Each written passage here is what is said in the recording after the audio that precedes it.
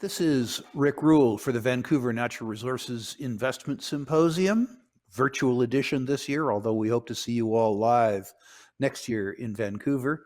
It gives me great pleasure today to welcome to the interview seat a long-term sponsor of the conference and a longtime friend, Christian Easterday. Christian of Hot Chile, welcome. Welcome back to the virtual edition. Hi, Rick. Great to be back. Let's hop right into it. A lot has passed last year, but for those people who are listening this year that didn't hear your presentation last year, tell us something about the business of Hot Chile. People, I think, know that you're in the copper business or intend to be in the copper business at least, but talk to us in a very broad sense about the value proposition offered up by Hot Chile.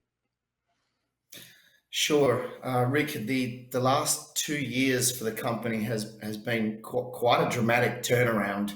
As most people know, we took on a very ambitious acquisition of a major private discovery of a large copper porphyry deposit right next to our original Productora asset on the Chilean coastline, and really that has turned into quite a significant turnaround in the company's fortunes, both in terms of the size of our asset base. It has now catapulted us to a resource base that is the largest on the ASX outside of a major company in the copper space. We now have some 2.9 million tonnes of contained copper in resources, as well as nearly 3 million ounces of gold. So we've been able to bring in the Cortadera discovery, confirm a world-class copper porphyry deposit has arrived on the coastline of Chile, and we have been building the asset very, very aggressively over the last 2 years with a lot of drilling.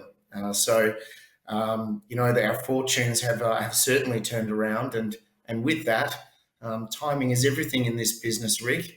We see copper price turn around from $2 a pound at the beginning of this pandemic a bit over a year ago, and now sitting at $4.65 a pound this morning. So the value of our asset base has also dramatically been leveraged.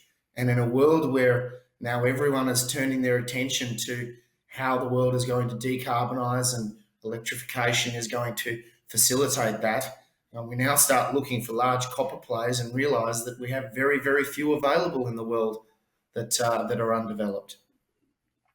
Well, I want you to, rather than focusing on copper, let's focus on your copper, Christian, or as a shareholder, I might say my copper too. First of all, you mentioned, I think importantly, on the coast. Talk to us something about the infrastructure around your deposit and the importance of Chile to the copper business. I think it's important to note that this copper is in a copper-producing country, and the infrastructure with regards to your deposit, I think, is important. Perhaps you could tell our listeners something about those two topics. That's right. Well, firstly, Rick, as you mentioned, we're in a country that is a blue ribbon investment destination for mining. In the copper space, Chile is unrivaled. Nearly 30% of global supply, 80% of the world's copper coming out of large copper porphyry deposits, and so we're positioned very well in terms of our investment jurisdiction. And more importantly, as you mentioned, we already had a very commanding position in terms of a low altitude project. Very few large projects globally in the copper space are at low altitude. So that's a major tick in the box of anyone wanting to develop a large scale copper project. So sub 1,000 meters on the coastline. And as you mentioned in this question, 10 years of my life trying to secure infrastructure accesses, 50 kilometres from an operating port, the Pan American double lane highway running right through the middle of our projects, and key infrastructure accesses such as the major central node to the northern grid of the electrical grid of Chile. So these kind of accesses ability to put a water pipeline straight up the valley and into our project from the coastline. They're absolutely critical in building a large-scale copper project.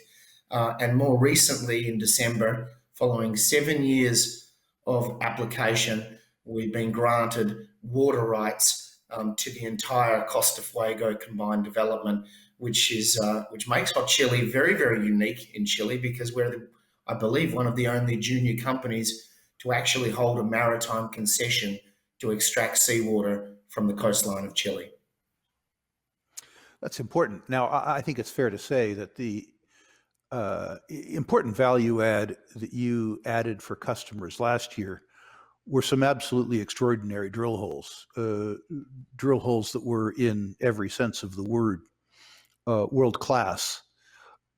In terms of the way that you propose to add value in the coming years, well, let's focus on the first first year first. What do you intend to do for us this year? Do you think this will be an exploration-driven story? Is this a story where you hope to deliver some type of document like a pre-feasibility study or something that will sum up what you have done? What is it specifically that investors should be looking for out of Hot Chile that will cause continued share price escalation of the type that we've enjoyed in the past? Sure. And look, we'll start on the exploration front, because this Cordillera discovery is still growing. We have not closed it out. As you mentioned, we've been recording, I think now we have 7 of the top 25 drill results in the copper sector out of this discovery. Results such as 972 meters at 0.5% copper and 0.2 grams per ton gold from surface. All of these wide multi-hundred meter intersections have high-grade intersections, 300-400 meters at around a 1% copper equivalent. So certainly it's been throwing up a lot of very, very exciting results. And even 2 weeks ago, we put out another 840 meter intercept that was an 80 meter step out drill hole. So the rest of this year will be really focused on a 40,000 meter drill program. We're now starting to expand the resource again. We just put the maiden resource out in October of last year, and I think the exploration story has a long way to go.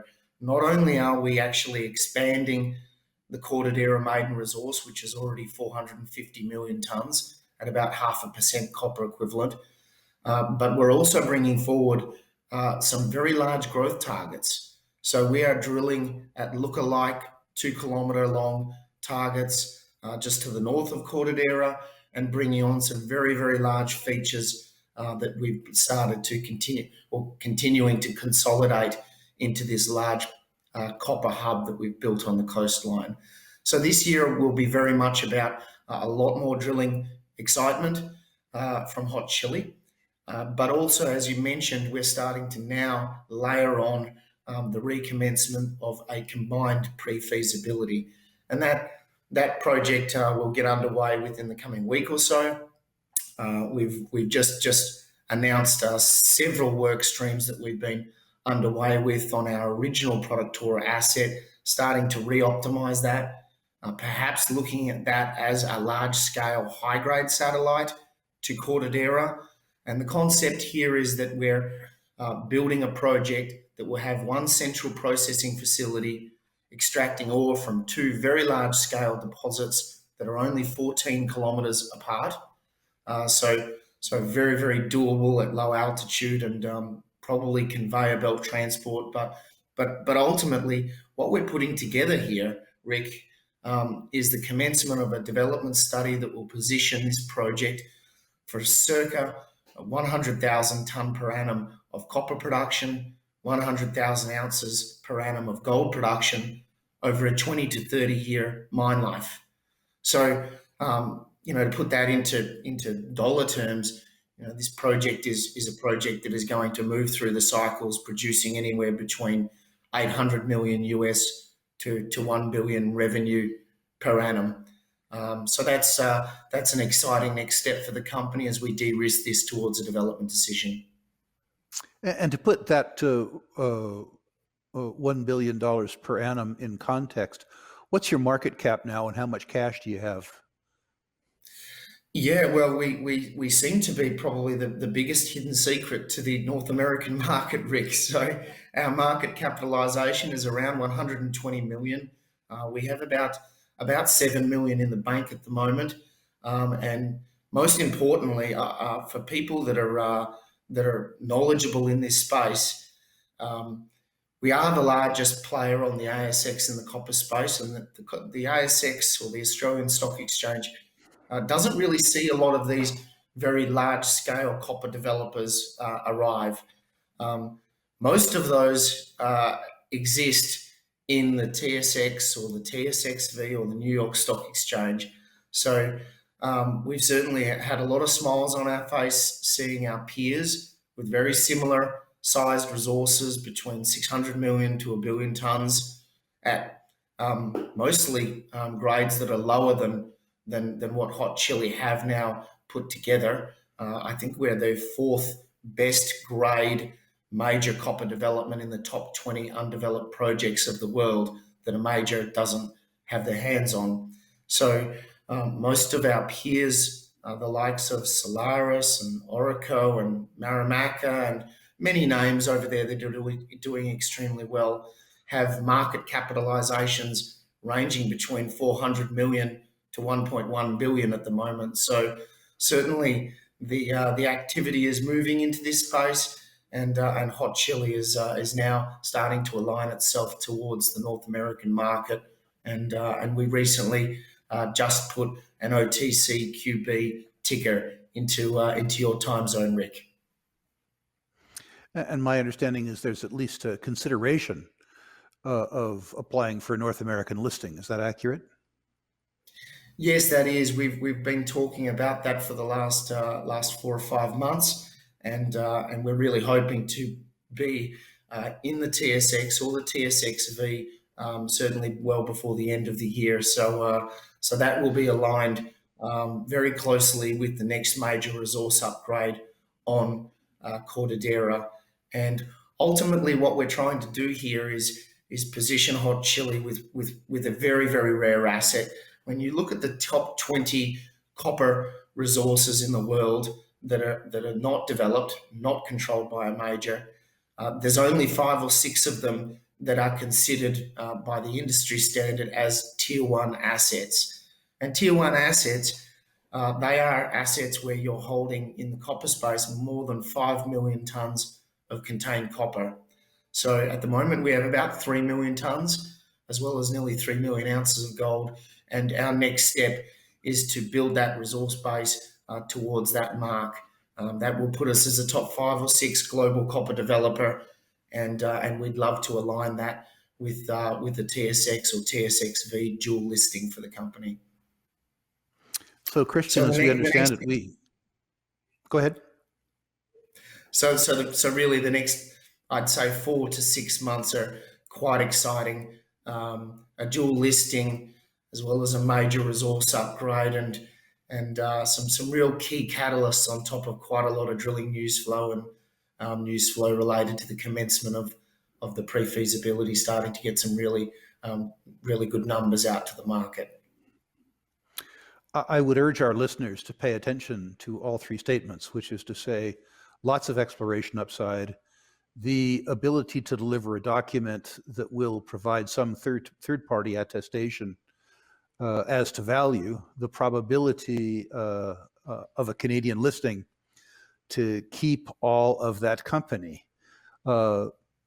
Christian, it's been a pleasure to visit with you. Thank you for your ongoing support of the conference, and thank you for your many years of endeavor on behalf of the shareholders of Hot Chili. It's an absolute pleasure to have you with us.